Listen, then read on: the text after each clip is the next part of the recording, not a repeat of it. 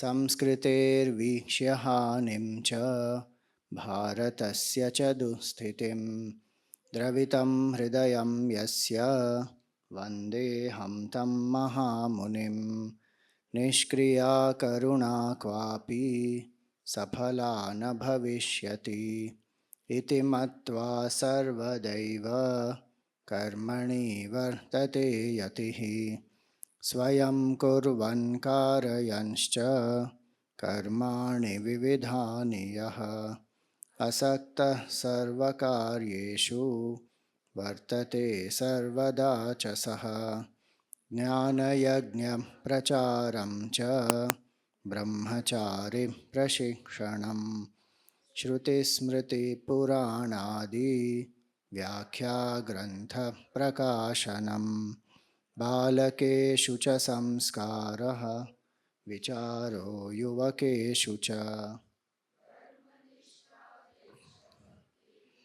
लोकसेवा तथैव च यथा वृद्धिं प्राप्नुवन्ति यथा यत्नं करोति सः सर्वदा सर्वभावेन सद्गुरुर्नो यतीश्वरः ये गुणाः सर्वशास्त्रेषु वर्ण्यन्ते ब्रह्मज्ञानिनां तैरयं सर्वदा पूर्णो राजते सर्वयोगिनां निर्गुणे निश्चला निष्ठा सगुणे सरसारथिः संगमो मधुरश्चायं देशिकेनो महात्मनि अनेकजन्मार्जितपुण्यप्राप्तः मया गुरुर्यो जगति प्रसिद्धः यस्य प्रसादेन मनः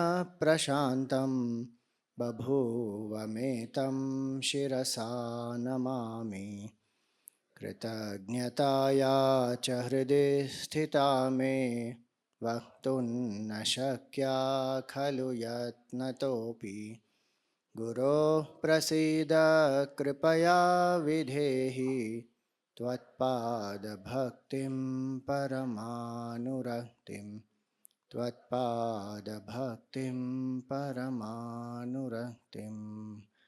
बोलिए श्री सद्गुरुनाथ महाराज की।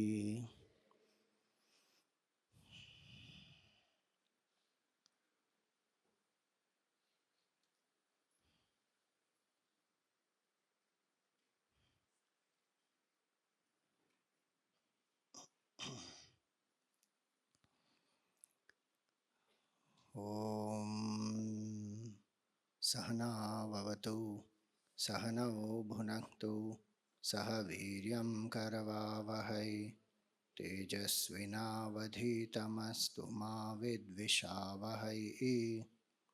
ओम शांति शांति शांति। ओम सदाशिवसमारंभां शंकराचार्यमध्यमाम् अस्मदाचार्यपर्यन्तां वन्दे गुरुपरम्पराम्। ओम श्री तपोवनपरमगुरवे नमः। ओम श्री चिन्मय सद्गुरवे नमः। ओम श्री गुरुभ्यो नमः। ओम समस्तजनकल्याणे निरतं करुणामयं नमामि चिन्मयं देवं सद्गुरुं ब्रह्मविद्वरम्।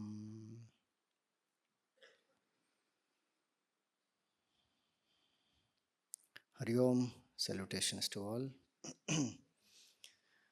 So we saw that Gurudev actively expressed his compassion through action. He had a specific plan to revive the Sanatana Dharma. When he saw the decline of this glorious culture, he didn't keep quiet. In fact, in one meeting where he was addressing the workers of VHP and RSS, he also said that I want all the sadhus and sannyasis to come out of their caves for 10 years and let us all work together to revive the Sanatana Dharma, and then we will go back and meditate again. So he had very strong missionary zeal. that Sanatan Dharma has to be revived. And so he engaged in various activities, as we saw. Asakta sarvakaryeshu vartate sarvadacha saha. Karmani vividhani. Different actions, different projects, programs for different age groups. Many things he started. And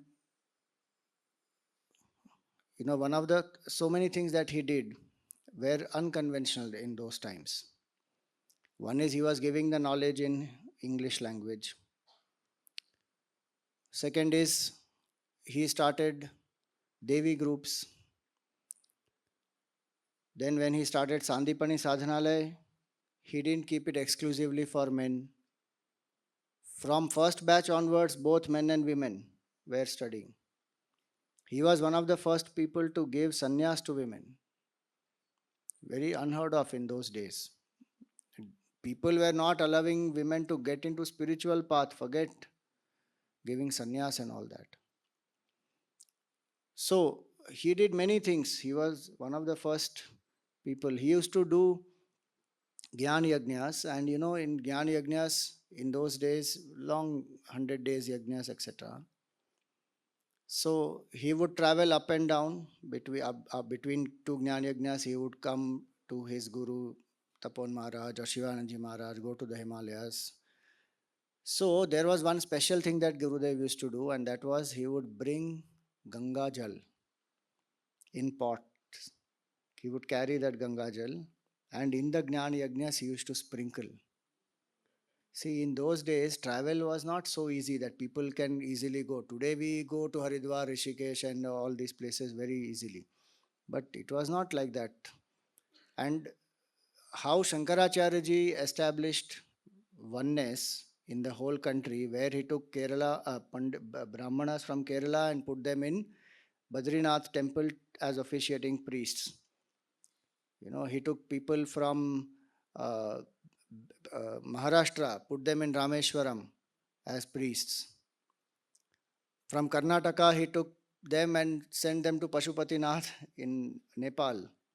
Like that, Gurudev did quite a lot to integrate also. So he would bring Ganga Jal, and when yajnas would happen in Chennai, in many places, he would sprinkle, and people would feel so blessed. I'm giving these examples because he was very innovative in many things that he did. He was a pioneer in many things that he did. And all that is born out of his feeling for the Sanatana Dharma and how to keep people connected to the country and the culture. So, karmani vividhaniyaha and asakta sarva karyeshu, absolutely detached in everything. Three desires that human being has which bind a person. In different ways these are expressed. Ramakrishna Paramahamsa used to express it as Kamini, Kanchan, Kirti. So, opposite gender, wealth, and fame. No attachment to any of these. Suvarna Tulabharam, when it happened, Gurudev was weighed in gold in this Leela Kempinski hotel. And then, Gurudev's style of giving prasad also. Some people who don't know him, they would feel it is, what is he doing? Even in bhikshas, etc., sometimes what he used to do. Because a lot of people will be there, one by one they come and, they prostrate and he has to give. It will take a lot of time. So he used to throw. Many of you must have seen. That was his style, and whoever will get it. So in Suvarnatulabharam also he did that. After he was weighed in gold, there were a few coins which were made to give as prasad. And so he is having this bowl in his hand and he's taking, video is there recording if you want to see it. It's fantastic. So he's throwing to people and then people are catching it. And the doctors are looking from the side, what is he doing? He's a heart patient, he should not strain. And people from the back are calling out, we also want, we also want. So he's putting more efforts to reach the coin to them. And each time he looks at the doctor, gives him a grin and again throws. Finally, the bowl got empty and he did this. And when he started speaking, he said, gold comes, gold goes, I have nothing to do with it. Detached, no attachment to money, crores of rupees, buildings, this, that, no attachment to any of these, no attachment to fame. There was one citation that UN gave in recognition of Gurudev. All his work and efforts, there was a citation that UN gave and they invited Gurudev to receive it. But Gurudev's itinerary is planned many, many years in advance. He was not able to go there. So some representative took that citation and it came to Chennai. From Chennai, it has to come to Mumbai. So these youngsters who were traveling, CHIC members, Chinmaya Yuvakendra members, they were going to Mumbai from Chennai. So the committee members, they gave saying, you please give this to Gurudev. So they took it with them and they kept it in the bag. They came in the train, they got down at the other station, took a taxi, came to Pavai Ashram. And in Pavai Ashram, they all got down and they excited to meet Gurudev. And they all rushed in. And once they reached inside, then suddenly dawned to them that that citation which was there in which the particular bag, that bag got left in the taxi only. They didn't bring. Now they are psyched up saying, "Yo, it's a UN citation and Gurudev is a strict disciplinarian and then his citation and now they will get bashing from both the sides, from the committee members also and from Gurudev also." And they are very nervous and they went inside and they are standing there. The taxi fellow also not decent enough to come back and give the citation. So they lost it. It was not there. So they are standing in Gurudev's kutia, very nervous.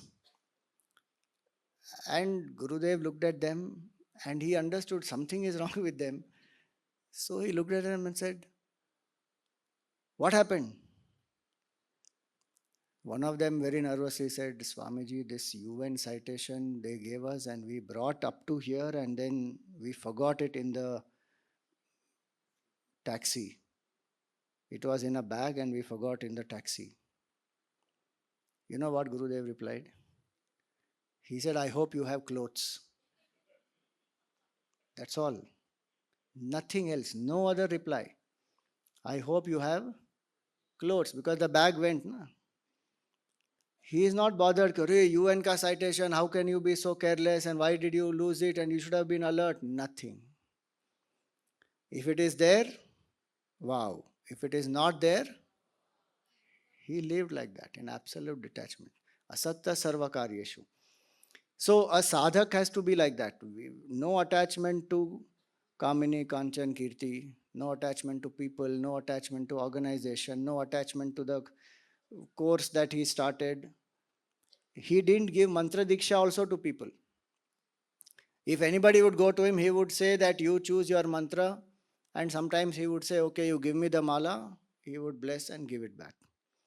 He never bound anybody saying, I am your guru and you come and meet me on Guru Purnima and I will give you darshan and you are bound to me and you have taken mantra diksha from me. See, mantra diksha has its own importance, nothing wrong with that. But my point is, he lived independently, he made us independent. Asakta sarva karyeshu. So when we serve or when we also live in the world, that detachment is most important. Vivekananda ji said two things are very crucial. He said, if I have to rework the entire education system, then I would ensure that two things are definitely taught to our children. And what are they? They are concentration and detachment,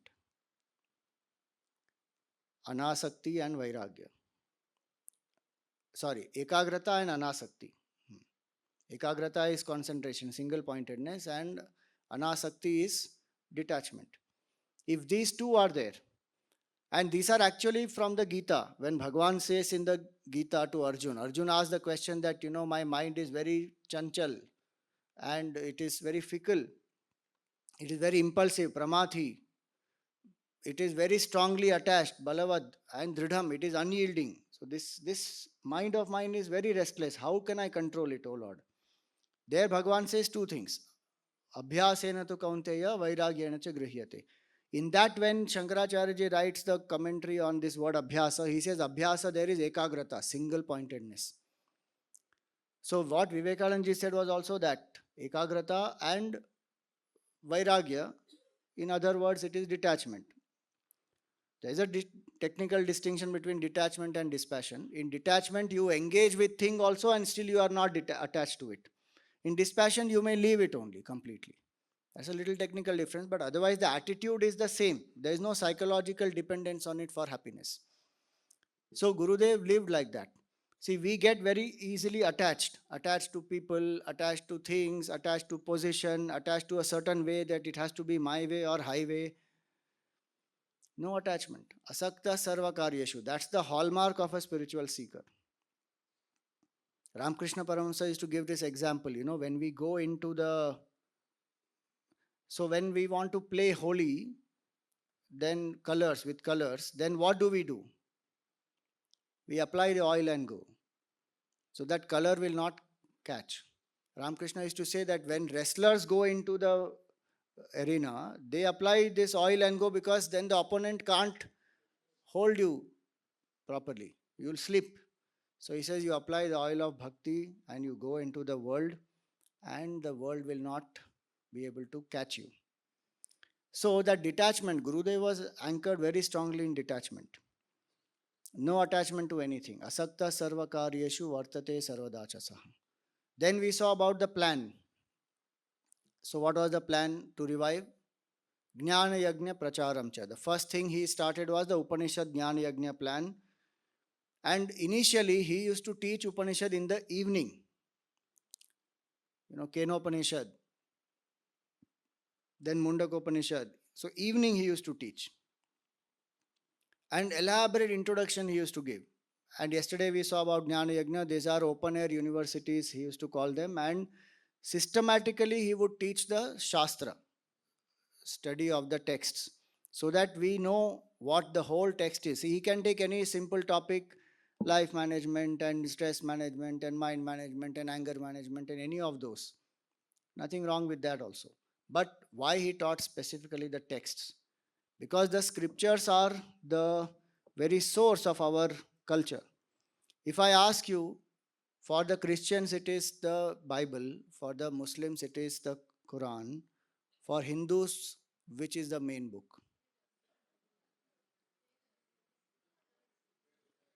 Some people are saying Gita, some people are saying Veda. Any other answer? Manusmriti. Okay. Any other answer? Bhagavatam.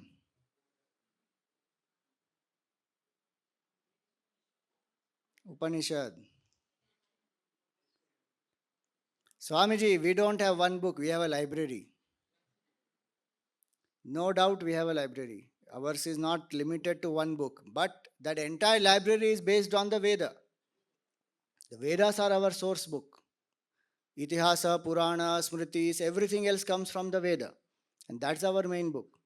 And Gurudev ensured that this, in the Veda also, the essence of Veda is Vedant, the last portion of each Veda, predominantly the last one. But otherwise, Vedant is the philosophy, where one understands I and the Lord are essentially one. That knowledge, if you remove that knowledge, Hindu culture will only appear as a bundle of rites, rituals, superstitions. People will not understand why we are doing what we are doing. That crux is what he gave. And as we saw yesterday, he gave it to everybody, to the class also and to the mass also. Many times what happens is, somewhere I have heard many committee members also saying, we are for the class, we are not for the masses. Vedanta, very few people can understand. We are for the class. Gurudev started for both, class and the mass. He reached out to all of them, and the way in which he gave was such that the masses were inspired. One man went and asked one devotee of Gurudev, he said, does your Swami perform miracles? And so this devotee replied very nicely. He said, yes, I have seen the hands which are holding alcohol bottles. Now they are holding the Bhagavad Gita. and they are sitting in the front row. He gave to everybody, and we have to reach to everybody. He reached this knowledge to every nook and corner. Jnana Yajna, in those times, if you see his yajnas were very long, because he used to joke, I will be here as long as I don't get invitation from somewhere else. So 100 days. First one he announced as 100 days because he wanted to do it that way. But later on he used to joke. And then slowly from 100 days it came down. Then it became 1 month, and then became 15 days, then 7 days, and last it was even just 3 days. Because so much demand also is there, and how much can he supply that way? But the idea is he also innovated the format.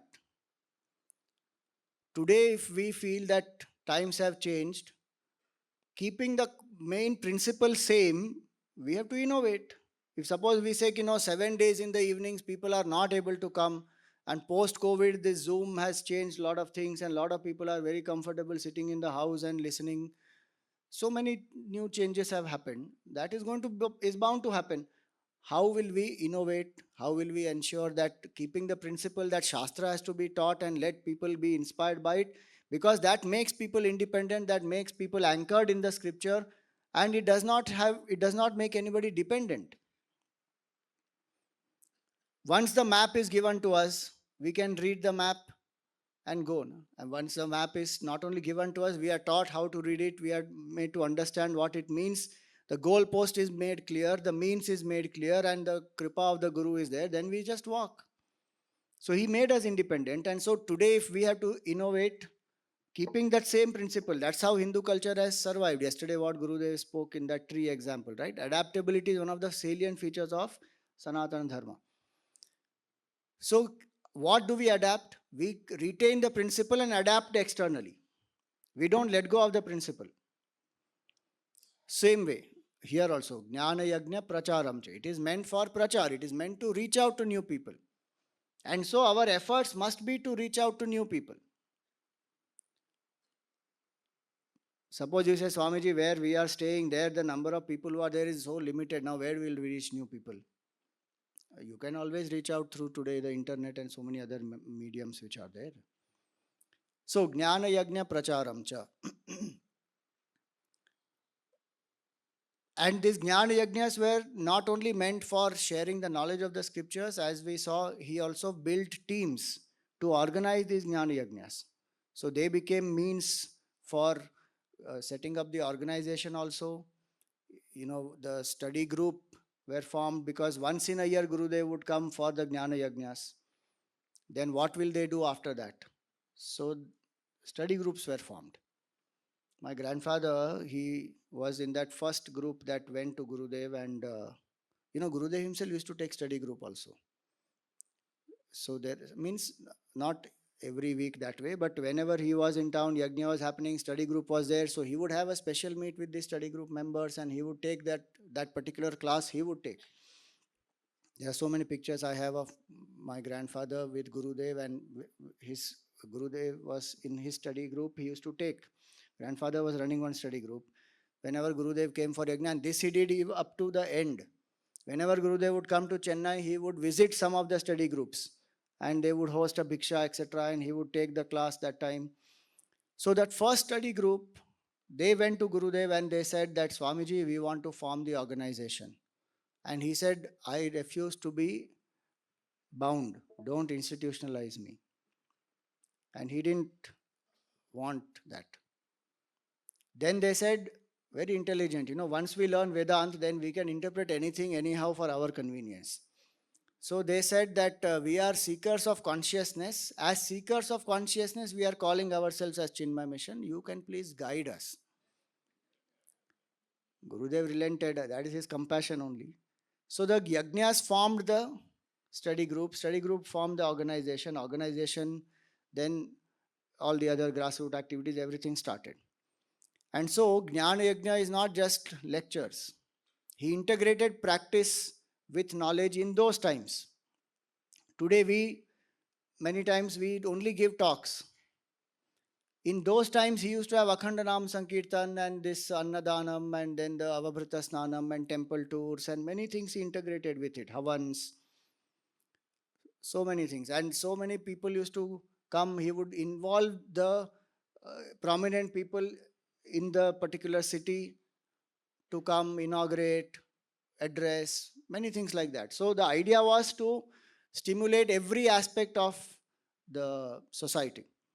Slowly, over a period of time, what has happened is, and he would not bother about even the other, he had no such feeling that, oh, these are other organizations. No, there are so many times when there will be, he has gone to inaugurate a Ramakrishna Mission program. From Ramakrishna Mission, Swamiji has come to inaugurate his yajna. Ranganathananji, Chidananji, so many times they have inaugurated. Sometimes he would be on same stage with Satya Sai Baba. Sometimes Anandamayi Ma. Anandamayi Ma has come to our Pavai ashram. So he was in touch with so many saints of those times. And together, revival of Sanatan Dharma. Many of these things over a period of time, we have stopped. Then we have become silos. Only Chinmaya Mission, only Chinmaya Mission. In that also only some few people. Why? The vision is revival of Sanatan Dharma. No? If that is understood clearly, see, again I am saying, as per the need of the time, whatever we have to adapt, that's a different point. But the core principle we should remember, that Jnana Yajna was started for this. The first activity that he did was Jnana Yajna to revive Sanatan Dharma. So Jnana Yajna Pracharam cha Brahmachari Prashikshanam. He didn't want to be alone. So you see, there's a very nice quote of Gurudev that he gives about a visionary and a missionary. A visionary need not be a missionary, but must have a vision. A visionary is a dreamer, but a missionary is one who, having visualized an idea, puts forth all his energy until he brings into the world that vision. Gurudev was a missionary. A missionary will have both the vision as well as the ability to execute it. Some people are only visionaries. They know to give big plans and big ideas, but they don't know how to execute it, nor do they have the team to execute. A missionary will have both. And if the team is not there, he will create the team. He started alone, but he created so many more people. Because the vision is clear. I need this to revive Sanatana Dharma, and everybody is required. So he said he would like to start a Sandipani Sadhanalaya, which is a Hindu missionary institute to train the brahmacharis and send them out into the field. When he came up with that idea, see, he conceived that idea in 1957. He spoke in many places, told them, many people said, nobody will come 5 years, who will dedicate their life, and you are calling young people. His vision was graduates, unmarried graduates below the age of 32 years and who have no family encumbrance, who have family permission, they should come for the Sandipani Sadhanalaya. People laughed at him. They said, 32 years and below, who will come at such young age, leaving everything? Nobody will come. He didn't give up the idea. He continued. He kept on talking about it. Finally, Tara Swarupama, she came forward in Mumbai and gave the land there, where our Pavai ashram is there today. And on 9th January 1963, the Sandipani Sadhanalaya was inaugurated. His vision was so clear. See, the need, what he says is, what we need is more spiritual teachers. The message of the Upanishads is to be interpreted, taught, and broadcast, carried from door to door. We want an army of Vivekanandas all over the country. This is the missionary spirit. If you see in Bhagavatam, Naradji tells this to Bhakti Mata. Tasmin stvam sthapayishyami gehe gehe jane jane. That, oh Bhakti Mata, I will establish you in every home, in every heart. Gehe gehe, geha means home. And jane jane means in the hearts of people. In every home, in every heart, I will establish you. Naradji is a great missionary. We think of Naradji as what? Some cunning person who makes people fight. And in Gujarati they say Narad Veda kare che, who makes people fight and who is manipulative and who is. But what a missionary spirit Naradji has, such one of the greatest rishis, child of Brahmaji. He can teach anybody. The dacoit Ratnakar transformed into Valmiki because of Naradji. Small boy Dhruva, Naradji gave him the mantra Om Namo Bhagavate Vasudevaya. To Prahlad, in the womb he taught. That is called infiltration. Nowadays, people infiltrate the organization and then the ideology and they try to break apart that institution and all that. Naradji did that in those times. He went into the Asuras real, kingdom, and when Indra was attacking these Asuras, Hiranyakashipu has gone for doing tapas. Indra attacked. He took away Kayadhu and he said, I will train her in the ashram, and because the child in her womb is a great child. Actually, that child is avatar of Sanat Kumars. But anyway, Naraji, he could train them. Naraji is the one who told Veda Vyasji that you write the Bhagavatam because he was feeling incomplete. After writing all the compiling Vedas and everything, finally he said, you have not written the life of Krishna. You write the Bhagavatam.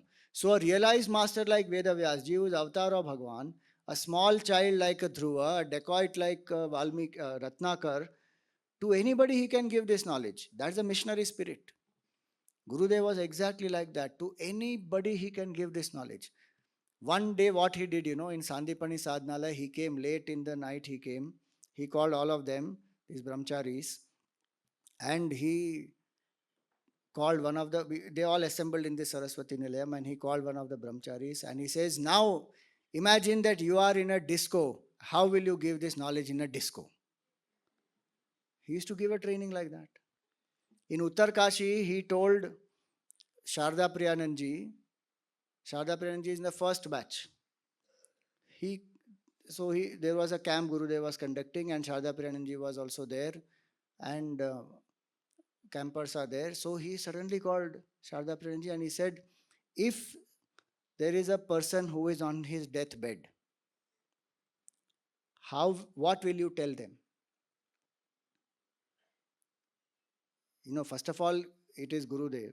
And then in front of Gurudev, we have to speak, and that too spontaneously. And now there's so many other people who are there. So she said, Angam Galitam Palitam Mundam Dashana Vihinam Jatam Tundam, that, Bhajagovindam Shloka, that body has become old and, infirm and teeth have fallen and all that. Tadapina munchati asha pindam, still the desire doesn't leave. So right now when you are in this state, don't think about anything else. Geyam Gita Nama Sahasram Dhyayam Shripati Rupam Ajasram. So she said very beautifully, she explained all that. And Gurudev looked at her and he said, if you speak like this, that man will die even before he was supposed to die. Just imagine. She did it with all her sincerity and everything properly. But Gurudev said that when he is dying, you are not supposed to tell like this to him. Then he called Uncle Mani. He says, Uncle Mani, what will you tell him? And then Uncle Mani started telling him about Ramayana and all that and making him inspired. And remember Ram is the eternal state of consciousness. Ram is the bliss in you. Think about Ram. Be smiling and don't have any regret. You have lived your life very well. Talk. Uncle Mani went on. So he would train like that how a missionary spirit is. So he started this Sandipani for that he didn't want himself to be alone. He said he wanted to create, like he says, army of Vivekanandas all over the country who will have that spirit. And specifically he uses the word Vivekananda. Because see, Vivekananda's life is very powerful. He himself was searching, have you seen God? Have you seen God? He was asking people. And everybody gave him philosophy and he didn't accept that. He said, have you seen? Then he met Ramakrishna Paramahamsa. That time Ramakrishna Paramahamsa was called as the madman of Dakshineshwar by people. Because he used to go into trance and all that. And There was one poem of this William Wordsworth, Daffodils. That Daffodils poem, when the professor was teaching in this class where Vivekananda was there, that time his name was Narendra. So he said, if you want to meet a person who is described in these daffodils, go to Dakshineshwar. So that professor told that in the class. So Vivekananda went there and he asked, have you seen God? And the reply that he got was, yes, I have seen God and I see him more clearly than I see you. What a powerful reply that is. See, from bhakti standpoint, that has one meaning, but from jnana standpoint, it means the aham in us, aham, aham, aham, that aham spurana is first, then the world is experienced. Many of us are not aware of that aham, we directly get extrovert and the world is experienced by us. We forget who am I truly. He was reveling in that state. So, Vivekananda kept going up and down and he tested him also quite a long time and finally he got convinced. Ramakrishna, Vivekananda met in 1884. 1886, Ramakrishna took Samadhi. Ramakrishna lived only for 15 years, 1836 to 1886, that's all. 50 years of life only, and what a powerful life he had. So, Vivekananda was given in charge by Ramakrishna of all these other monks and other sadhus who have come, leaving everything. He said, you have to take care of these disciples. 7 years Vivekananda roamed in this country. There is no food for him to eat in his own house.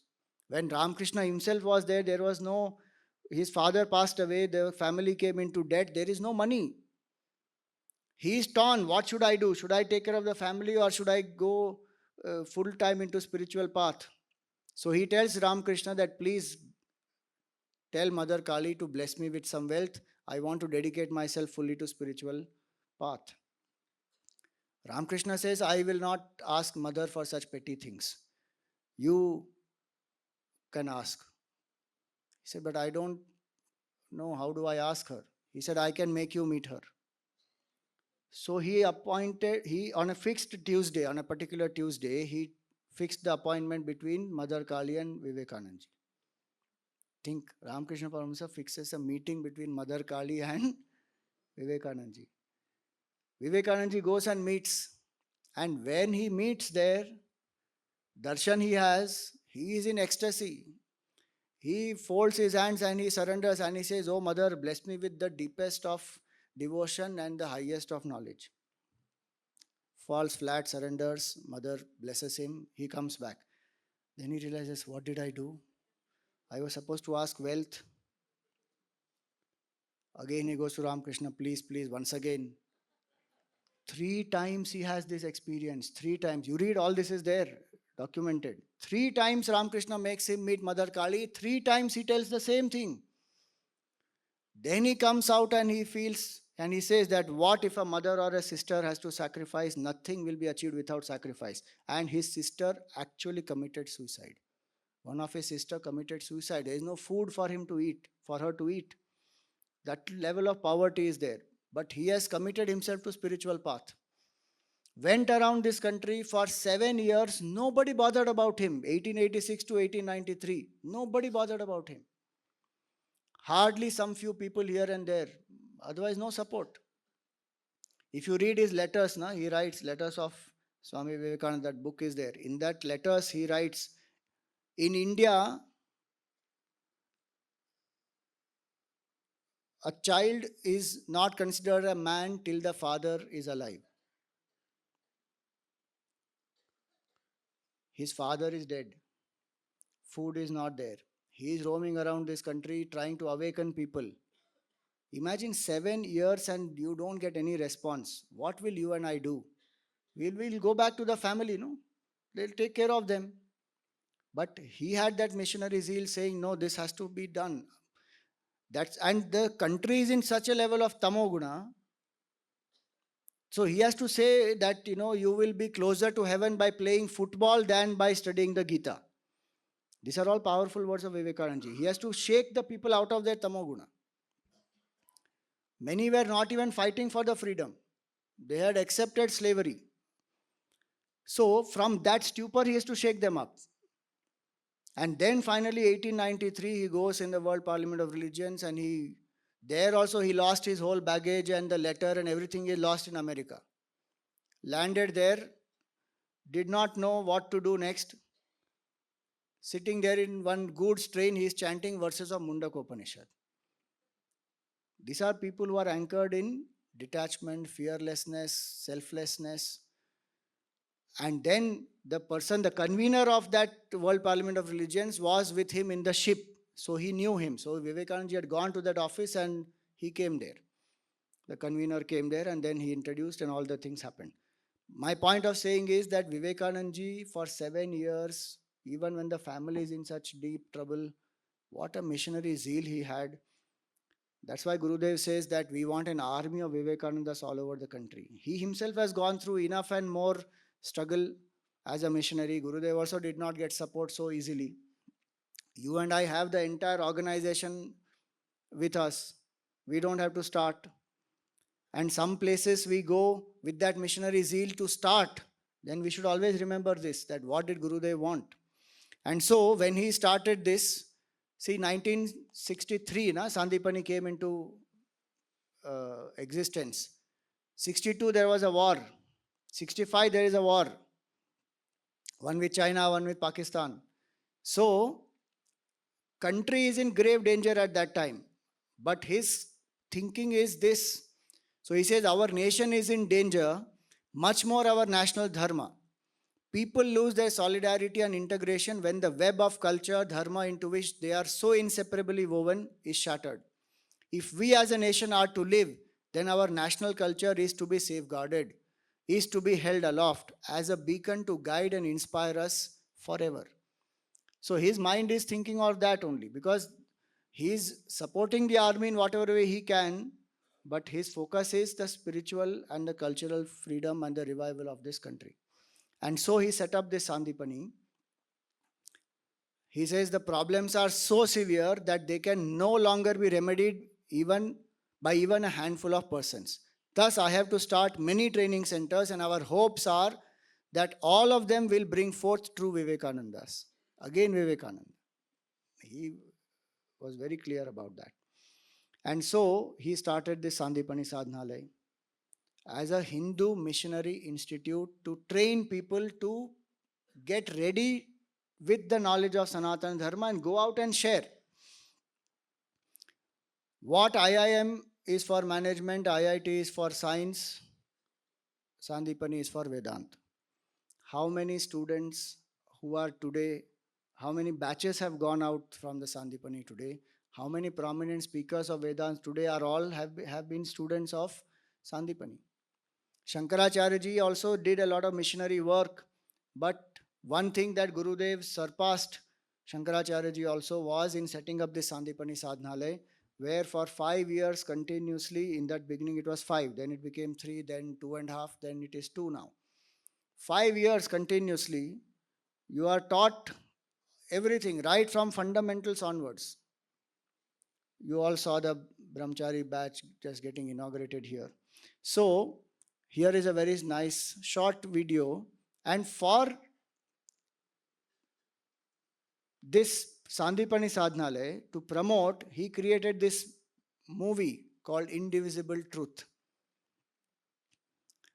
More about it I will tell you. You see the clip first. This is a small extract of that Indivisible Truth.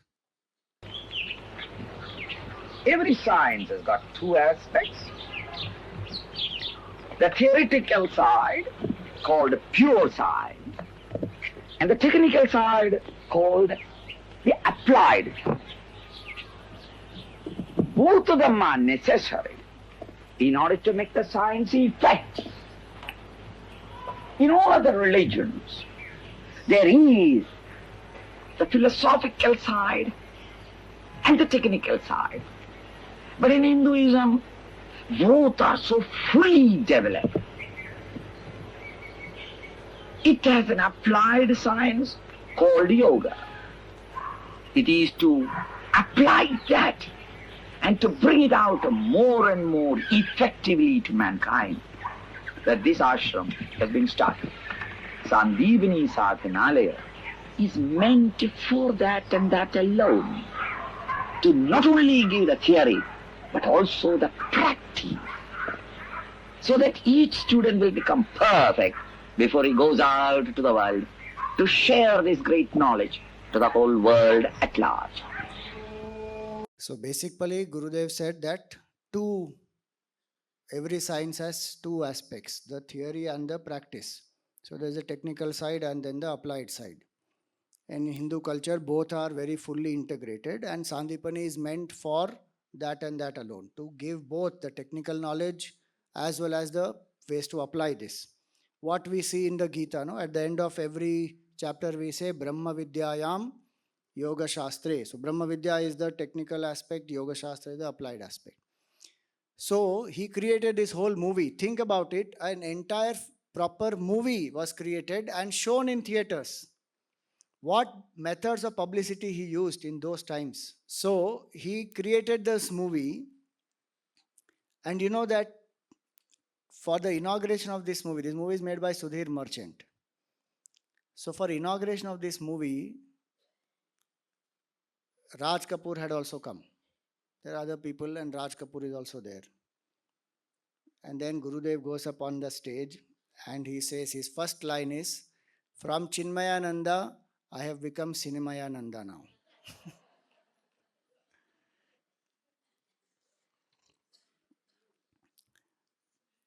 So, what methods of publicity, to reach the masses? In that time, he made a movie, telecasted it as a proper feature film. It talks about his whole life also, a very nice one. How he transformed as an agnostic in his own words. Gurudev's life in his own words, and all the visuals of those times, old days of Rishikesh, Uttarkashi, Gangaji, you see, beautiful that is. So he started this Sandipani for this purpose, to train the missionaries. And he would tell the brahmacharis, be yourself a Sandipani. Sandipani is the name of whom? The Guru of Krishna Bhagwan. So he named that institute as Sandipani Sadhanalaya. And he would say, be yourself a Sandipani. Sandipani means a lamp of truth, actually. Sat and Deepa together comes to become Sandipani. So, the lamp of truth. So, he would say, be yourself a Sandipani who lights the lamp of truth in the hearts of all. Your life's work is to discuss and impart the essence of Vedanta and to inspire others to live the dynamic, courageous, chaste life of love and dedication. This is my favorite quote. Missionary work is subtler than art, more demanding than science, more precise than literature, more adventurous than spacewalking. What all he said, see, that the missionary who has that spirit, they will be able to express this, and who has that spirit will enjoy it also. Okay, what a beautiful thing he has said. And he would say in his valedictory address also to the brahmacharis, when the Vedant course is over, that if you seek moksha, go to the Himalayas and sit. Sandipani is not meant for getting moksha, it is meant for Hindu revival. Not that with that Hindu revival we can't get moksha. The Hindu revival is our means to purify the mind to get mukti. But he was very clear that why this institution has been started, because there are many other ashrams where you can go and learn this Brahma Vidya for your individual emancipation. But if you are here, that means you are here to train yourself as a Hindu missionary to go out and share this knowledge. Now that vision has to be clear, that I am here for this purpose. And so, Jnana Yajna Pracharam cha Brahmachari Prashikshanam. He started in Mumbai. Then you see where all he started in his own life. So many. November 7, 1979, Sandipani West was founded in PRC, Northern California. Then April 25th, 1981, Sandipani Himalayas here was inaugurated. Then February 8th, 1982, Sandipani, Andhra Pradesh, in Chinmaya, Elayapalli, Sharda Priyananji started Telugu courses there. Here it started in Hindi. Powai it was English. California it was English. Then Sandip, on April 14, 1985, Sandipani Prayag was born. That time Subodhananji was Brahmachari Vishal Chaitanya. He started in Prayag, in Hindi again. On August 24, 1997, actually it is 87, 97, that's a mistake there. Gurudev took Samadhi in 93, 87 it is. Sandipani Kolhapur was inaugurated and Purushottam took in Marathi, the batch. Then February 16, 1988, Sandipani Kerala was inaugurated. Swami Bodhananda he took. Then on May 9th, 1988, Sandipani Tamil Nadu was inaugurated in Sirvani near Coimbatore. Even many courses are going on there also. Last year only one course got concluded. Swamini Sampratishtananji did. Before that, Shiva Yogananji, before that, Advayananji, they have done. So, Tamil. Then May 10th, 1988, just see in 1 year, February 16th, May 9th, May 10th, 1 year, 3 Sandipanis inaugurated. Sandipani was inaugurated in Deenabandhu Devasthanam in Bengaluru. Brahmananji took in Kannada. So, his idea was to not limit to English or to Hindi, but also in regional languages and start and share this knowledge with maximum people. So this is why the cultural revival plan of Gurudev was very big. He used to think 50 years, 100 years down the line, what will be the situation? That is a visionary and a missionary both. What will we be able to do? We have to think 50 years down the line, what could be the situation? How can we create things from now to ensure that this culture survives? Today, with so many things coming through this, whatever the AI and other things, what is that which we can do next? One has to think that way. And so, Jnana Yajna Pracharam cha Brahmachari Prashikshanam, two aspects of his plan. And all this he conducted. See, initially he was alone there. Think about it. Recently one devotee of Puja Gurudev, Indira Amma, Indira Rohiraji in Mumbai, she passed on. But she used to tell us, when I was a brahmachari, I used to go and stay with her also and do classes in South Mumbai in Cuff Parade. So she used to tell us that so she used to drive Gurudev. So Gurudev will take early morning class, 4 o'clock for the brahmacharis. Then he would finish early morning, no, 4 o'clock he will get up, write his letters, etc. Then take the class 5 o'clock to 6 o'clock, quickly have his tea. Then she used to drive him to Mumbai, South Mumbai, to do his morning class 7 o'clock in KC College. Then he will come back to Powai, have some meetings, other things, and then lunch, rest for some time. Again, afternoon class for the brahmacharis, 3 o'clock. Again, she used to drive him, 4 o'clock. Again, back to South Mumbai and do evening talk there. Then night bhiksha. And then again drive back from South Mumbai to Powai. This was his one day. Like that, how many years he has done, where he is balancing the Sandipani course plus the organization, and he has to collect the funds, reach out to people, continuously went on doing that because he felt the need for it. And so when he took up all these programs, there was no looking back. He did not feel dejected saying that, oh, this is so much of hard work. 42 years he has done this hard work. We take one project and to execute that and we feel, bahut ho gaya. Now we need a break.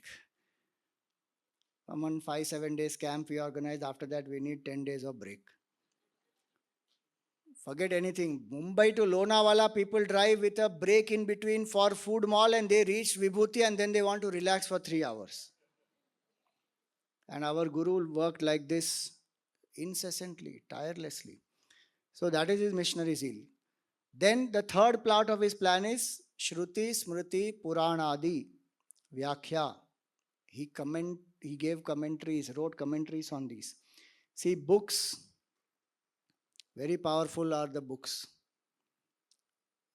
Person can go, but the teaching will remain. And when the teaching remains, if the teaching is obviously anchored in selflessness, truth, etc., it will inspire for generations and millenniums people to come. Tulsidas ji wrote Tulsi Ramayana in around 14th century. We are still reading it or not? Shankaracharya ji wrote his granthas and went so long back. We are still following. You and I write one poem. Will it last even 1 week? How many people will read 1 week after that? What these great masters wrote, so amazing. So Gurudev for him, and he wrote these commentaries also for us to understand in our language. Otherwise, where will we understand? Shankaracharya's commentary is there, Bhashya is there, but if Gurudev is not there to write it and explain it to us in English, we will not understand. So he wrote, Shruti is a Veda. So on Upanishads, he wrote the commentaries. On 8 Upanishads, this commentary is available. Even Ramakrishna Mission has only translations of Shankara Bhashya. Proper commentary in those times was not there. It is Gurudev's commentary, especially in English, and then in few languages it is got translated. But otherwise, commentary on Gita, commentary on the Upanishads, and Gurudev's commentary on the Gita is on authority. If you see the Holy Gita index, that index itself is so fantastic. On which topic, which shloka is there, Gurudev has given in that index. So beautifully created that index. So Shruti is the Veda, Smriti is Bhagavad Gita. He commented on the Smritis, and he wrote the Gita for all age groups. He gave the talks on the Gita for the young people on All India Radio. See, I am saying all this because he didn't spare a medium to reach the masses. He made a movie. He went on All India Radio, which was the national radio, and he wrote those uh, lectures, and he would read literally. There is picture of him with, this one mic is there from the top, and big one mic like that, and he's sitting and he's reading this All India Radio. 9 chapters of the Gita were on the All India Radio, and people were so inspired, and that listeners, whatever that number was growing. To what extent it was popular that this was taken up by Nehru in the parliament. That why is a Hindu Swami talking on national radio? And he stopped it. Secular people, pseudo seculars, complete. These people, they literally stopped it. So, Art of Man Making, 9 chapters only are there. Part 1, that was part 1. Later on, Mitrananji, under one team, with a team in Chennai, heard Gurudev's talks from PRC and other places and compiled the rest of the 9 chapters. So, now we have a whole set. What I mean to say is, Holy Gita he wrote, but then he also felt that for the young people, verse by verse, and the depth, the Holy Gita is based on Shankaracharya's commentary and of course his Gurudev's own reflections. He felt that for young people I need to still customize it. So he wrote for the young people and selected verses in Art of Man Making. Just yesterday I saw, not yesterday, today actually, Brahmacharya Ananyaji from Guwahati, she sent a message on our group saying that this Art of Man Making has been translated into Assamese language and it was released today. So nicely. Sometime back in Bengali, the Holy Gita was released. Sometime back in Gujarati, the Holy Gita was released. So the knowledge of Gurudev. So he wrote commentaries on the Gita for the youth, took so many sessions specifically for the youth, brought this Gita to the corporate world. Unheard of, no? Gita and corporate world in those times. Who was even going into the corporate world? He was the first one to get into the corporate world and speak to them on value-based management, on the Gita and many such things. Then he wrote Gita for children also. So, Shruti, Smriti, Purana. He encouraged Puja Guruji to take up the Bhagavatam. Yesterday you saw the inaugural address, one short excerpt. Itihasa Purana also. He only encouraged Guruji to take the Tulsi Ramayana, and when he established Sandipani here, one of the reasons he was looking out for a place in the north was to establish the Sandipani. Because he said that we need to reach out to the people in the north in the Hindi language, and so he established it here.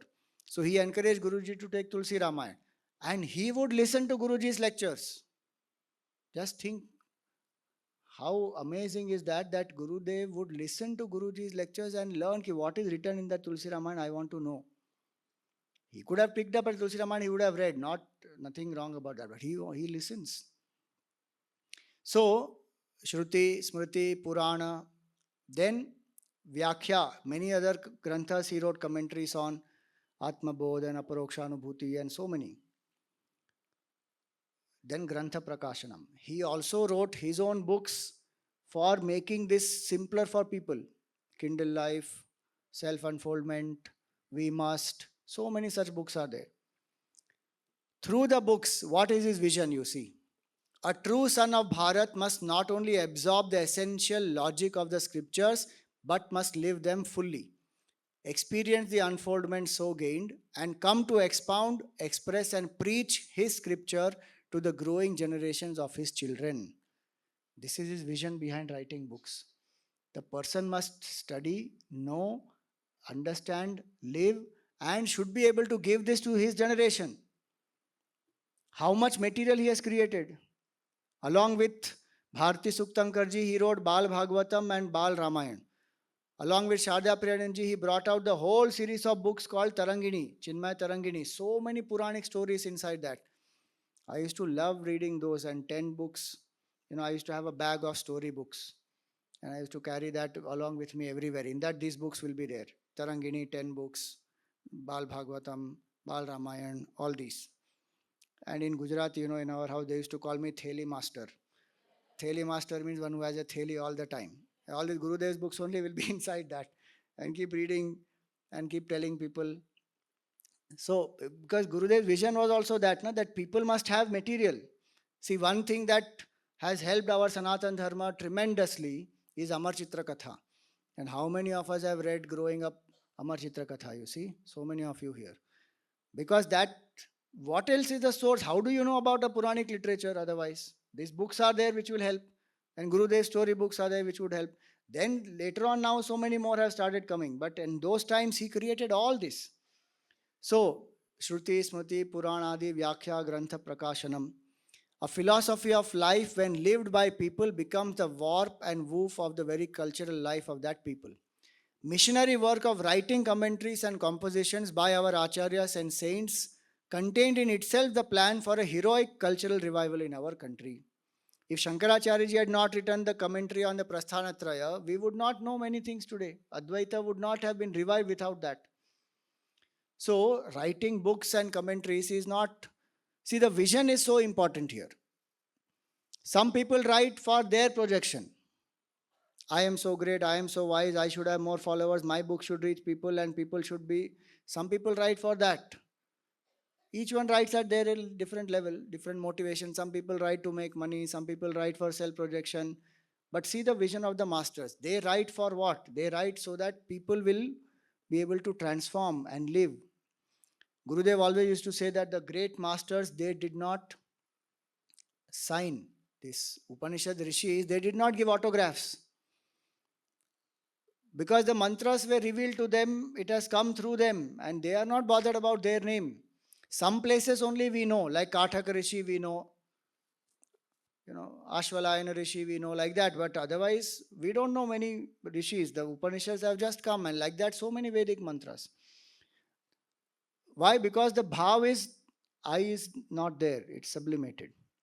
So, Shruti Smriti Puranadi Vyakhya Grantha Prakashanam. For today we will stop here.